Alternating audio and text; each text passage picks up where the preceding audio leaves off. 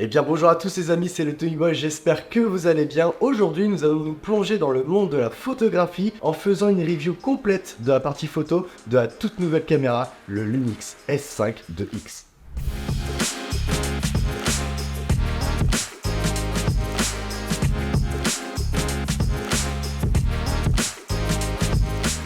Alors vous avez sûrement vu la petite mention en description, mais cette vidéo est sponsorisée par Panasonic, donc un grand merci à eux pour leur confiance et surtout de m'avoir permis de réaliser cette vidéo. Changez surtout pas, vous êtes les bestes. Cette caméra promet une belle expérience photographique avec son capteur de 24 mégapixels, une mise au point automatique avancée, une stabilisation 5 axes et bien plus encore. On va voir tout ça ensemble.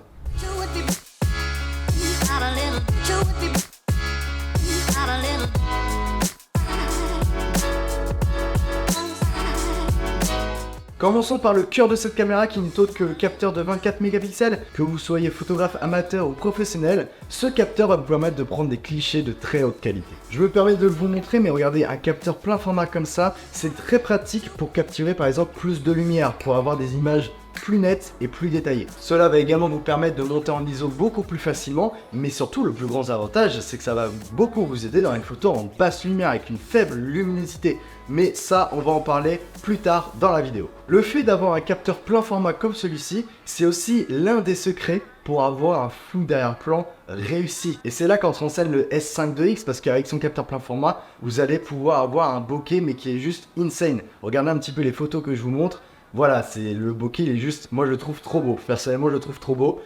J'ai trop kiffé en fait de pouvoir faire vraiment une mise au point cool et d'avoir un si beau arrière-plan pour vraiment détacher mon sujet. Et ça, avec un capteur APS-C ou un micro 4 tiers, on n'aurait pas eu ce bokeh aussi intense. Et c'est ça que je trouve impressionnant. Et je me devais de vous le souligner parce que avoir un capteur plein format, ça aide vachement à avoir ce genre de résultat. Si vous êtes amateur de mode, de portrait, de macro-photographie, ou tout simplement que vous adorez jouer avec le flou, eh bien le Lumix S5 2X va vous permettre d'explorer un petit peu le monde du flou et vous allez pouvoir vraiment vous amuser avec. Tout à l'heure, j'ai évoqué le fait de monter en ISO. Et bien justement, avec son capteur, vous allez pouvoir monter vos ISO sans endommager votre photo. Typiquement, là, sur les photos que je vous montre, j'ai pu monter à 12800 de ISO. Et regardez un petit peu le résultat, je trouve ça juste incroyable avec un léger traitement de la photo sur un logiciel de traitement de photo. J'obtiens un résultat que je n'aurais jamais pu avoir avec un appareil qui n'avait pas, par exemple, de plein format. Personnellement, je trouve que quand on peut monter à 12800 de ISO sans avoir peur d'avoir du grain sur sa photo, en étant vraiment rassuré qu'on puisse monter aussi haut, et bien sincèrement en tant que photographe professionnel, je trouve cela soulageant. Enfin, pouvoir monter sans se poser de questions derrière, je trouve ça incroyable et regardez le résultat des photos que je vous montre encore une fois, c'est juste trop bien. Enfin, on dirait pas que je suis monté à 12800 de ISO, on dirait que je suis à 400 de ISO là. Parlons un petit peu de colorimétrie et le mot qui me vient quand je veux parler de colorimétrie sur le Lumix S5 2X, c'est juste le mot insane. Voilà, c'est tout. C'est tout pour moi, fin de la vidéo. Non, plus sérieusement, avec le S5 2X, vous disposez d'une gamme de profils de couleurs hyper variée, avec 4 noirs et blancs différents de disponibles par exemple, éliminant le besoin de lutte ou de preset et garantissant une qualité d'image vraiment exceptionnelle. Donc si la qualité d'image et la colorimétrie est cruciale pour vous, le S5 2X est la solution idéale. L'un des points forts de cette caméra, et je peux vous dire que j'en ai, je pense, rêvé de dire cette phrase-là, c'est son autofocus à détection de phase. Et oui les amis, ça y est, enfin on a un autofocus qui est juste incroyable, je kiffe là, enfin, je suis heureux. Pour être transparent avec vous, c'est vrai que chez Panasonic, l'autofocus c'est vraiment quelque chose qui a toujours été un petit peu la bête noire, la caractéristique noire de leur appareil. Et bien franchement, ça y est, je pense qu'on arrive enfin sur une ère de gamme de caméras qui devient vraiment, mais alors, plus qu'intéressante. La détection de sujets, que ce soit animal ou humain, la détection des sujets en mouvement, en trait de vitesse. Donc pour moi, c'était vraiment l'élément dont j'avais peur, sincèrement, dont j'avais peur. Et j'ai été, mais alors, très agréablement surpris par son autofocus qui a radicalement changé. Donc un grand bravo à Panasonic pour enfin avoir réussi à avoir un autofocus digne de ce nom. Et forcément, vu qu'on a un autofocus très performant, et bien j'ai voulu tester le mode rafale 30 images par seconde avec l'AFC, avec l'autofocus à détection de phase. Et bien regardez le résultat, voilà, on a un autofocus qui est performant, on peut suivre notre sujet nettement, sans aucun problème, et bah voilà, j'ai plus rien à dire, c'est fin de la vidéo, ciao.